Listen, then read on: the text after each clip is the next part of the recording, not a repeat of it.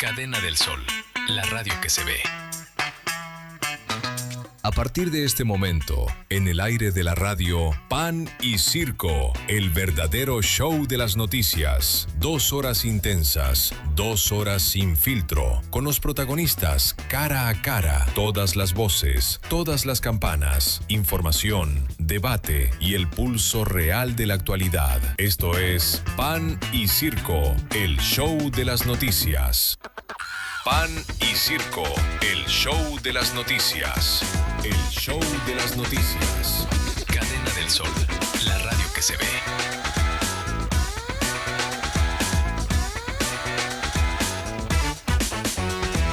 Cadena del Sol, la radio que se ve.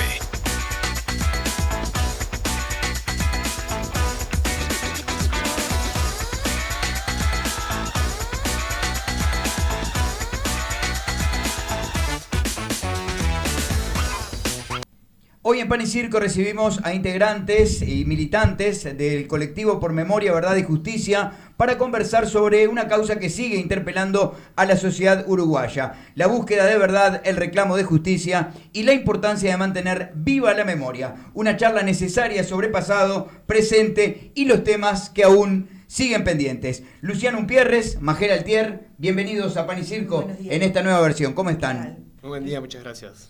Está precioso el estudio. Bueno, ¿le gustó? Muy Sí, bueno. muy bueno. Bueno, ¿cómo está la cosa? Una participación, alta participación, digamos, Alta participación. en todo el departamento. En todo el departamento, en todo el país. No, bueno, sí, 30 años. En todo el país, en obvio. todo el país. No, pero digo porque se está dando este fenómeno, ¿verdad? De que en aquellas localidades más pequeñas está surgiendo el interés, están surgiendo relevos, que es muy importante. Sí, lo estamos viendo. Sin duda.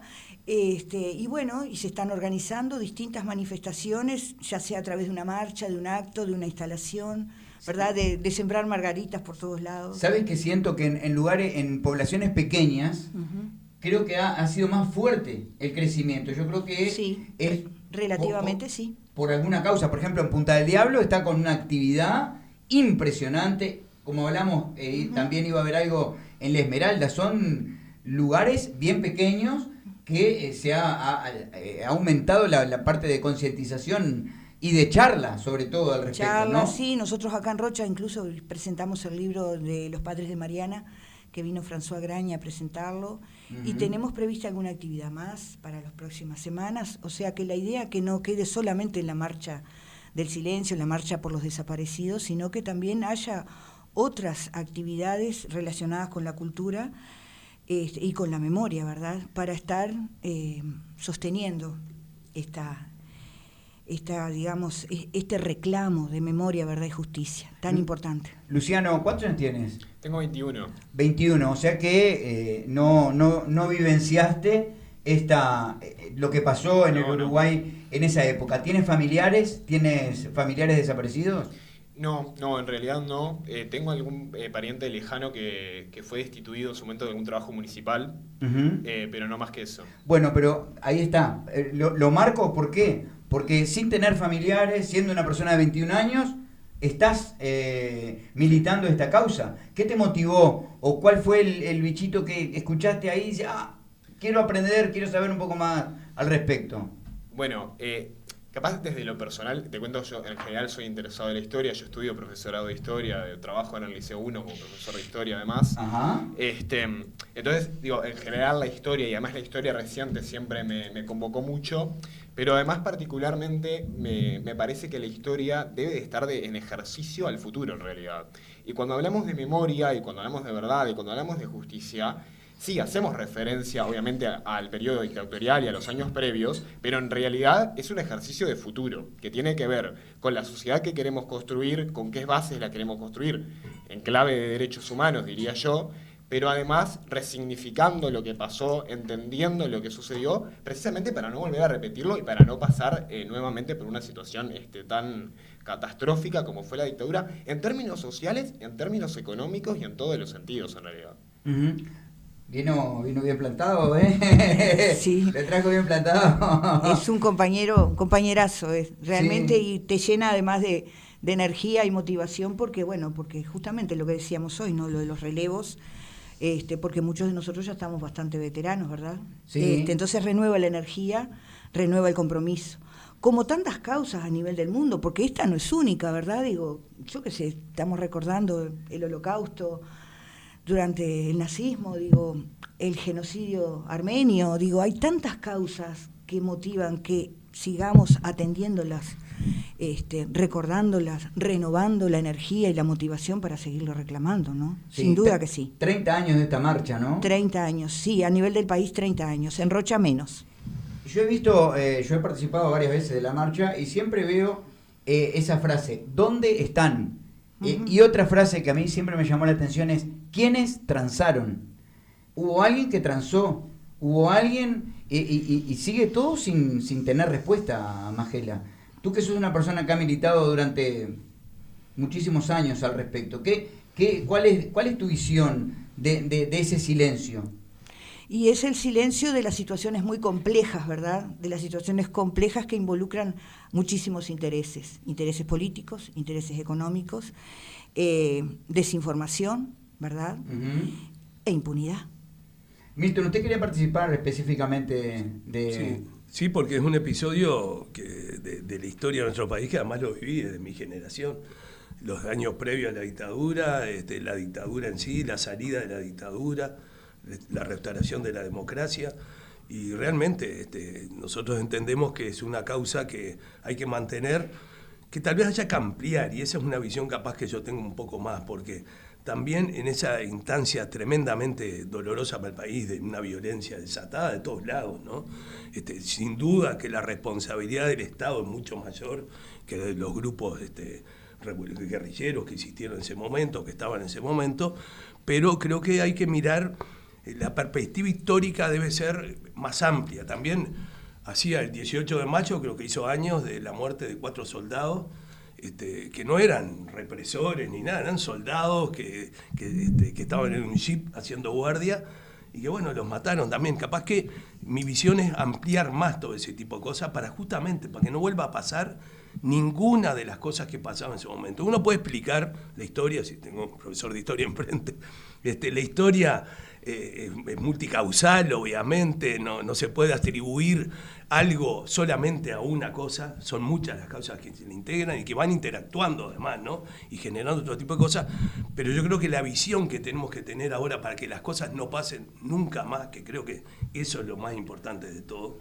eso es una de las cosas. No, yo creo que no es la más importante. Pero el objetivo posterior como sociedad nuestra es que no pase más este tipo de cosas. Sí, la forma creo que eso es tener una visión tal vez un poco más amplia, más completa, atribuyendo menos responsabilidades sino las responsabilidades que tuvimos todos, que tuvimos nosotros como jóvenes, como sociedad también, en ese momento.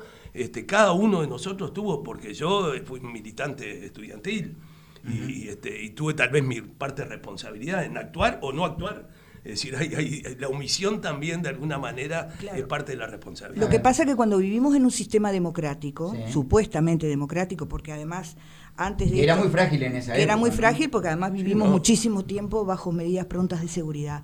Pero más allá de eso, estábamos en un sistema democrático y se suponía que los delitos que alguien pudiera cometer debían juzgarse bajo las leyes, ¿verdad? Con el sistema judicial que correspondía. Y no secuestrar gente, clandestinamente torturarla, llevarla a lugares clandestinos y luego hacerlos desaparecer. No es lo mismo una cosa que otra, no da lo mismo. Hacerlos desaparecer y el tema, porque además no es solamente en Uruguay, ¿verdad? Esto era todo el tema del Cono Sur, el tema del Plan Cóndor y en realidad el tema de los vuelos de la muerte. O sea, tenemos cosas que son tan atroces que no se pueden comparar. Sabemos que las vidas humanas valen todas lo mismo, pero hay cosas que son más graves que otras, y sobre todo sabiendo que esto era realizado por el Estado. Claro, ahí eso es fundamental. Sin duda. Y es la responsabilidad del Estado es... en realidad hay mucho por trabajar todavía, porque además, al ser un periodo tan reciente, es lógico que existan varias interpretaciones. Lo que sí hay mucho para trabajar en cómo explicamos el fenómeno en la dictadura. Hoy ya es un consenso entre historiadores que no se puede explicar el fenómeno de la dictadura a partir de la guerrilla. O sea, aquella la conocida como teoría de los dos demonios, en realidad hay gente en el sistema político que la sostiene, pero científicamente no tiene aval alguno. O sea, no hay ningún historiador que la plantee. ¿Por qué? Porque en realidad el terrorismo de Estado tiene que ver con un fenómeno coordinado a nivel de Latinoamérica que se venía entrenando desde antes, ¿verdad?, a militares uruguayos y de diferentes partes del continente latinoamericano en lo que se llamó la Escuela de las Américas, dirigida por Estados Unidos. Y en realidad era un plan represivo que tenía por objetivo particularmente combatir a la izquierda, ¿sí?, en un contexto además mundial de Guerra Fría, recordemos aquellas tensiones entre el modelo soviético y el modelo estadounidense. Pero era un plan coordinado que ya existía incluso previo a la guerrilla. Y tener siempre presente que la guerrilla además se disuelve en el 73 antes, además de el golpe de Estado. Por tanto, en realidad uno no puede explicar 13 años de dictadura porque hubieran guerrilleros, sino que, bueno, como dice Magela, lo que correspondía en términos de nuestra Constitución era que quienes participaron en actividades guerrilleras que configuran delitos fueran detenidos por la policía. Detenidos, ¿no? Sí, claro, fueran detenidos por la policía, fueran juzgados por el Poder Judicial, no por el Ejército. Y bueno, y esto lamentablemente no sucedió. Y lo que nos interpela sobre todo es que no sucedió porque fue el Estado el que delinquió, que es el último garante, se supone, de las normas y de los derechos. Entonces, eso es lo fundamental, ¿no? Entender que como es el Estado, en realidad, el que comete los mayores delitos durante todo el periodo, es responsabilidad del Estado reparar esos delitos y además trabajar en que no se vuelvan a repetir. Eso está firme. Sin duda que sí. Eso está firme. A veces, existen los delitos de lesa humanidad. Claro que sí. Además, hoy lo hablábamos en otro medio de comunicación, es como si ahora a todos nosotros nos llevaran presos por estar hablando de estos temas o de cualquier otro relacionado con los derechos humanos, porque eso fue lo que pasó con la mayoría de las personas que se llevaron después del golpe de Estado. Ninguno de nosotros tendría garantías en este momento si estuviéramos contextualizándolo en el tiempo actual. Sí. ¿Ya pensaron en eso? Si tuviéramos en ese contexto. Todos nosotros. Cualquiera de nosotros, ninguno está libre tampoco. Nosotros vivimos en dictadura y sabíamos que esto era esto que no tenga duda de la libertad de prensa, ¿no?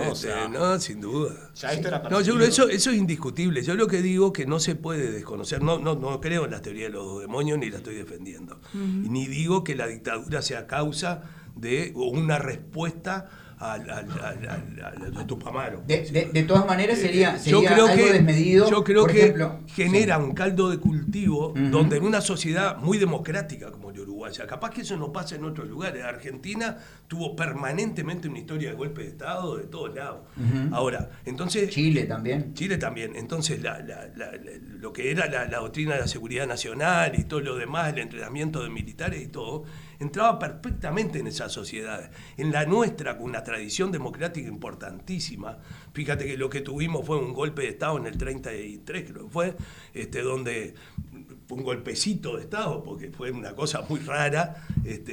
Sin embargo, estaba generada la circunstancia o la excusa perfecta para que la dictadura cayera y no tuviera la respuesta. Yo estuve el 9 de julio, no sé si Magela estuvo en Montevideo, estuve el 9 de julio, donde en principio iba a haber una especie de revuelta popular para contra la dictadura, porque pensábamos ingenuamente, naturalmente, de que el Uruguay no iba a aceptar esa dictadura. Sin embargo, fuimos pocos para empezar y fuimos reprimidos violentamente, ¿no? A mí, por suerte no me pasó nada, pero compañeros tuve que fueron reprimidos violentamente en esa instancia. Entonces yo creo que se había generado una especie de que van a venir los militares, entonces van... Eso es lo que yo me refiero con que hay que ver la dictadura en un contexto histórico, no solamente internacional, sino también, y de Guerra Fría y todo lo demás, sino también de debilitamiento del sentido democrático y de pensar que la democracia y que las instituciones electas por la gente iban a resolver los problemas que había. Había problemas económicos, también digámoslo. No, justamente, Luciano hacía referencia... Una recesión enorme, había una inflación altísima, había y en un momento determinado los militares que hicieron la famosa Dinacoprin, que se llamaba, no me acuerdo cómo era, que empezaron a pelear contra el desabastecimiento, obligando a determinadas cosas. Entonces empezó a verse a los militares como una salida, lo que generó una falta de respuesta de instituciones. La tuvieron algunas, la tuvieron los partidos políticos, la mayoría de los partidos políticos, pero no alcanzó, obviamente, y ahí termina lo que terminó. Eso no le quita ninguna responsabilidad al terrorismo de Estado. Yo quiero que quede bien claro esto. Quiero que quede claro, porque si no parece que estuviera defendiendo algo que no es así. En realidad es tan avasallante, ¿verdad?, la violación que se cometió en aquellos años, que eso mismo hay un gran porcentaje del pueblo uruguayo que reclama y cada vez son más. Y por supuesto hay gente... Y otra cosa que se da es que ya no tiene un color político. Sin duda. No tiene, porque instituciones hasta deportivas se han manifestado. Claro. Cuadros de fútbol y todo, criticados, sí, pero se han manifestado. O sea que no es algo que no se puede negar que ha pasado esa barrera de lo político o de lo político partidario. Lo mencionábamos recién en otros medios. Uno de los grandes logros, si se quiere, que tenemos este año es que la juventud interpartidaria, que nuclea representantes jóvenes de los diferentes partidos políticos, al menos los que tienen representación parlamentaria, resolvió acompañar la marcha en Montevideo, acompañarla juntos. Entonces, bueno, ahí van a haber jóvenes de todos los partidos políticos acompañando la marcha del silencio, y es en ese sentido un gesto bien importante. Sí, y una cosa que hay que perfectamente, creo que es importante separar, es que una cosa es saber quién fue el que cometió X delito, ¿verdad? Ahora, otra cosa es ni tan siquiera saber dónde está esa persona que murió. Claro. Que yo creo que ahí tema. Que ahí hay una gran diferencia, porque muchas veces se reclama, dice, pero fulano que murió, eso es una cosa. Ahora, tú imagínate que se muere alguien o es violentamente muerto alguien de tu familia, o no de tu familia, un vecino, cualquiera, y tú no puedes tener un lugar... Fue lo que le dije el otro día, pues andaba volanteando en la feria, invitando para esta marcha, y fue porque alguien me contestó un tanto destemplado, ¿no? ¿Qué van a hacer con eso? Ya murieron, quizás no contestarías así si fuera un familiar tuyo. De todas maneras, los seres humanos no necesitamos que algo nos involucre familiar y personalmente para reivindicar una causa. Es lo que decía Corvo un poco, ¿no? Que también la omisión muchas veces... Claro, la omisión, el silencio, la indiferencia, ¿verdad? El no te metas, todo eso incide. Y yo creo que vivimos en tiempos de compromiso y bueno, tenemos que seguir adelante. Bien. Le voy a hacer una pregunta, estaba escuchando atentamente y no es un tema que digo que... Pero, ¿qué pasa, por ejemplo, ahora, porque siempre lo que hago es escuchar, porque no conozco con profundidad el tema, entonces hago lo que hago es escuchar. Pero, ¿qué pasa, por ejemplo, ahora, Magela, cuando una persona con una edad avanzada, llámese que tenga 90, 95 años, un ex militar, se encuentre en su casa por ejemplo, con una tobillera? ¿Qué quiere que le diga, Graciela? Yo no estoy de acuerdo, por supuesto. No estoy de acuerdo con que estén en su casa. Yo creo que tienen que estar en un centro de reclusión como cualquier otra persona porque son delincuentes. Que además responde a tratados internacionales que ha firmado Uruguay, con los que está comprometido, que tiene que ver con cómo se tratan los crímenes de lesa humanidad. Fue militar, pero no cometió ningún delito, pero ya por el hecho de haber sido... ¿Cómo que si no cometió ningún delito? Militar. Entonces, ¿por qué está...? Y por esa edad avanzada esté con una tobillera. Yo creo que me parece, yo lo veo, yo creo que en la vida me parece que como que todos los extremos son viciosos. Yo creo que creo que es un extremo, una atrocidad. Lo que cometieron, lo que hicieron los izquierdistas con su ideología y los Tupamaros, como le quieran llamar, y por el otro lado los militares. Yo creo que todos los extremos en la vida, por uno que tenga una ideología, yo creo que todo, porque tampoco acá me parece a mí, no lo conozco al tema, pero acá nadie fue santo, cada uno cometió por su parte sus cosas. Yo creo que me parece que todos los extremos son viciosos. Una puntualización ahí, ¿no? En realidad de los detenidos desaparecidos que tenemos, un muy pequeño porcentaje estaban incluidos en actividades guerrilleras. O sea, en realidad el resto eran militantes, o sea, por esto de qué hacían las izquierdas, que eran el principal perseguido sin duda de la dictadura, en realidad estaban militando, la mayoría militando pacíficamente en centros de estudiantes, militando pacíficamente en sindicatos, algunos hacían canciones, algunos simplemente escuchaban determinado artista en su casa y por eso fueron perseguidos. O sea, en realidad sí, o sea, es grande el número de personas inocentes que hoy están detenidas, desaparecidas. Y tal, no sé si la palabra es santo, pero sí son inocentes. Y son inocentes que fueron perseguidos por el Estado y que son víctimas del terrorismo de Estado. ¿Y usted le parece que del otro lado no había inocentes también? ¿Qué fue? ¿Cuál sería el otro lado? Los militares. No hubo algún... porque usted solamente... No tenemos militares detenidos desaparecidos, ¿verdad? Bueno, pero usted de no todos cree ellos, todos su familia los pudo velar. ¿Qué opina de este tema que le plantea? Esa es la teoría de los dos demonios, Graciela. Claro, o sea, en realidad no hay acá dos bandos que analizar, hay un grupo muy reducido de la sociedad uruguaya que cometió delitos y que debería haber sido juzgada como establece la Constitución de la República por el Poder Judicial, no por el Poder Militar. Eso es lo primero. Después, el resto de víctimas del terrorismo de Estado, insisto, estaban haciendo actividades constitucionalmente legales, o sea, estaban... Reuniones, estaban sindicato, en norma, etcétera. Incluso, que se habla poco también, pero algunos grupos sociales perseguidos solamente, por ejemplo, por su orientación sexual, ¿sí? O por el tipo de arte que consumían o producían. Entonces, en realidad, lo que tenemos es un Estado que persigue, que lo hace a través de sus Fuerzas Armadas, y después población inocente, secuestrada, que hasta el día de hoy no sabemos dónde están, que fueron torturados, que fueron asesinados, o los que tuvieron la suerte, entre muchísimas comillas, se exiliaron. Incluso yo creo que las grandes figuras políticas o incluso del movimiento Tupamaros en su momento, no hay ningún desaparecido, o son muy pocos. La mayoría de las personas que desaparecieron no tenían una militancia activa en la guerrilla. Por lo que tengo entendido. Claro, es lo que está diciendo. Corríjanme. Son un número muy reducido. Muy reducido. Y la mayoría de la gente del MLN pagó con creces, además. Digo, convengamos, fueron rehenes de la dictadura. Digo, pueden simpatizarnos más o menos esos dirigentes, ¿no? Pero estuvieron, ¿cuántos años? En un aljibe, en un pozo. ¿Verdad? Sí, recordemos que los procesados yo creo que pagaron con creces su delito.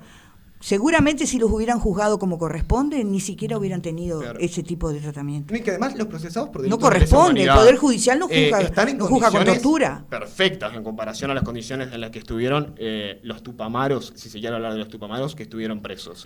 Sí, yo creo que no. Yo creo que hay que trascender ese debate, de hablar específicamente de los tupamaros, porque acá estamos hablando de uruguayos. Yo siempre pongo el ejemplo de quien fue mi marido, Gorky López. No es un desaparecido, obviamente, ¿no? Anda militando con nosotros.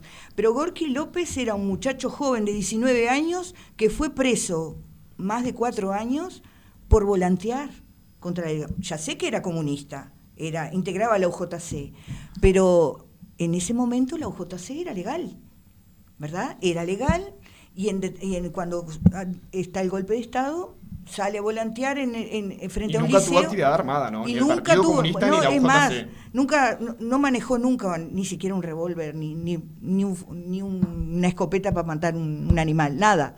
O sea, quiero decir con esto que hay una gran diferencia entre las dos cosas. Gente que nunca había tocado un partido político, que eran simplemente militantes de la Federación de Estudiantes Universitarios. Acuérdense también de los bancarios, ¿no? Cuando una huelga fue la militarización de los bancarios. Bueno, pero referente a esto, ahí fue Sereñi el que era el jefe de la no sí. Digo que, por eso pidió que viste que la historia es compleja, porque fue Sereñi quien hizo la militarización en esa huelga por el jefe de la región militar número 1. Bueno, nos quedamos sin tiempo, pero hubieron plebiscitos respecto a este tema. Hubieron 2, ¿no? Sí. Y los 2 salieron negativamente. ¿Qué opinión les merece? Una lectura rápida respecto a este tema, porque Carlitos me manda un mensaje justamente de eso, ¿no? De que hubieron 2 plebiscitos y que la ciudadanía, digamos, en cierta manera, laudó. Acá tenemos a Milton Corvo, que trabajó por el voto verde en su momento. Sí, estaba en contra de la ley de la caducidad de la pretensión punitiva del Estado. Claro. Exactamente. En contra, y mi sector político... que también, la 504 y 2504. Sí. Bien, entonces... En contra. Acá en Rocho vieron Mario Amaral... Sí. Hubieron casos de personas que siendo de partidos tradicionales estuvieron a favor de la aprobación de esa ley que por 2 veces fue... ¿qué lectura te pregunto a ti como joven? Sí. Y también a Magela, ¿qué lectura? Y te digo la mía después. Sí, bueno, también, pero breve, porque... No, muy breve. Bueno, arrancamos con... Es complejo, pero voy a tratar de ser breve, ¿no? Sí. Por supuesto que las sociedades tienen derecho a laudar y a tomar las decisiones que consideren, ¿verdad? Ahora bien, recordemos que los plebiscitos se dieron, tuvieron el resultado que tuvieron y eso se respetó. El procesamiento actual de personas vinculadas a crímenes de lesa humanidad responde a tratados internacionales que también le imponen obligaciones al Estado uruguayo. Así como le ponen obligaciones la participación popular, por ejemplo, en un plebiscito, también tiene obligaciones el Estado uruguayo al firmar ciertos convenios internacionales que tienen que ver con la defensa de los derechos humanos. Está bien interesante eso. Magela. Y en realidad, yo milité por el voto verde como lo hizo Milton y hicimos todo lo humanamente posible para convencer a la población, pero bueno, está dentro de las, digamos, de la posibilidad que tiene el pueblo de expresarse y ellos se expresaron. Nosotros seguimos trabajando por el tema porque me parece que esto no está laudado. Bien, doctor. Bueno, yo que milité, o sea que puedo hablar con tranquilidad de este tema, yo creo que después hubo, 2 veces el pueblo uruguayo se pronunció. Yo soy respetuoso de eso. ¿Que me gusta? No me gusta, pero creo que hay que respetarlo. Y en cuanto a los tratados internacionales, que estoy de acuerdo, fueron firmados algunos después de que pasó todo esto, y hay un tema más allá que en los derechos humanos, estoy de acuerdo, de la retroactividad, la no retroactividad de la ley, a veces no debe ocurrir. Si no, nos quedaríamos que los alemanes muchos no hubiesen podido ser juzgados por el genocidio porque pasaron años después, o el genocidio armenio. Pero yo creo que hay que respetar esa voluntad, porque no es bueno que se sometan las cosas a la expresión del pueblo y que después desconozcamos por vías colaterales eso. Bien. Eso no quiere decir, esto no tiene nada que ver con la justicia, a ver si estoy de acuerdo. Tiene que ver con respeto a las leyes. Y los tratados internacionales no pueden estar, jamás pueden estar por encima de la voluntad de la ley uruguaya, que fue hecha por el pueblo, ratificada por el pueblo. Si me dice, lo hicieron en el Parlamento, 99 ahí sí. diputados, bueno, sí, está fenómeno, pero acá hubo una voluntad expresa, doblemente puesta del pueblo. Y te lo digo porque no me gustó, porque todo siempre estuve en contra de que el Estado no pudiera juzgar a los responsables. Irina. Quería hacer un aporte. Yo tengo una tía que fue detenida, desaparecida, torturada, después apareció, estuvo muchos meses presa, solo por ser hermana de un Tupamaro. Ella ni siquiera era de izquierda, ¿tá? Ella nos confesó, yo me vine a vivir a este país en el año 2000, con mucha vergüenza nos confesó en el 2002, más o menos 2003, creo que se empezó a hablar mucho del tema, no sé si fue con Valle, que se creó la Comisión por la Paz, algo así. Ahí en Uruguay se empezó a hablar mucho, yo me acuerdo que cuando venía de vacaciones era había como mucho tabú, no se hablaba mucho de las cosas, y ella nos confiesa que había votado las 2 veces en el plebiscito el voto amarillo porque tenía miedo. O sea, hay muchas cosas para analizar de por qué triunfó. Y nos lo dijo, ya te digo, se animó a decirlo recién en el 2003, con mucha vergüenza. Y bueno, está perfecto, ella fue detenida, torturada, desaparecida, la largaron, la volvieron a agarrar en la esquina otra vez porque era siniestro, porque además cuando eras de un pueblo chico, que no voy a mencionar, te torturaban tus compañeros de colegio. O sea, hay que decir las cosas como son, te violaban tus compañeros de primaria y te violaban 1 vez, 2 veces, 3 veces. Entonces, bueno, los compañeros de primaria, los mandos más altos, quiero decir, o sea, yo creo que no tenemos ninguna duda de que un violador se tiene que pudrir en la cárcel, no sé por qué tenemos duda con los militares y violaron 1, 2, 3, 4, cientos, porque además algunos desaparecieron, pero hay un montón que pasaron por las cárceles, el número es impresionante de todos los uruguayos que pasan por la la cárcel en todo el periodo y todos sufrieron torturas, violaciones, o sea, me parece como bastante insólito que sigamos teniendo esa duda. Pero nada, quería aportar eso porque, bueno, fue algo que me hizo reflexionar de por qué puede haber triunfado, porque había mucho miedo todavía. Bien. No, que nuevamente vinieran los militares, sí, tal cual, claro. Es así. Bien. Bueno, nos quedamos sin tiempo. ¿Algún detalle que quieran comentar sobre la marcha, que es lo más importante? Acá a la gente le gusta conversar, lo que pasa, me encanta. En este programa le encanta conversar. Me encanta conversar, me encanta que haya debate, es la base de la democracia. Y bueno, sí, hoy a las 19 horas salimos de Plaza Independencia, vamos todo por la calle Ramírez, hasta Luis Alberto Herrera, luego tomamos por Luis Alberto Herrera hasta el Memorial, que está al costado del Polideportivo, y allí haremos un acto de reconocimiento, de homenaje, de reafirmación de las consignas: memoria, verdad y justicia, nunca más terrorismo de Estado. Un gusto conocerlo, profesor. Igualmente, muchas gracias por el espacio. Bueno, pausa, Gustavo, ya volvemos, vamos con el tema de los médicos, lo que propuso Irina en la Junta, y vamos con el tema del saneamiento para el final del programa. Pausa, ya volvemos. Esto es Pan y Circo.